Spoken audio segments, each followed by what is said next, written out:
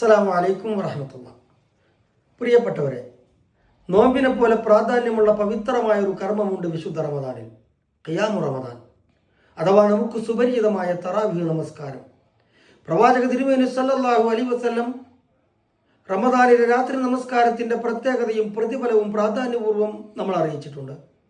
അബൂ ഹുറൈറ റളിയല്ലാഹു അൻഹു നിവേദനം, അള്ളാഹുവിന്റെ ദൂതൻ സല്ലല്ലാഹു അലൈഹി വസല്ലം പറഞ്ഞു, റമദാനിൽ ഈമാനോടെയും പ്രതിഫലേച്ഛയോടെയും നിന്ന് നമസ്കരിക്കുന്നവന് അവന്റെ ഗതകാല പാപങ്ങൾ പൊറുക്കപ്പെട്ട് കിട്ടുന്നതാണ്. അഥവാ അല്ലാഹു തആല അവന്റെ പാപങ്ങൾ പുറത്തു കൊടുക്കുകയും കാരുണ്യം ചൊരിയുകയും ചെയ്യും എന്നർത്ഥം.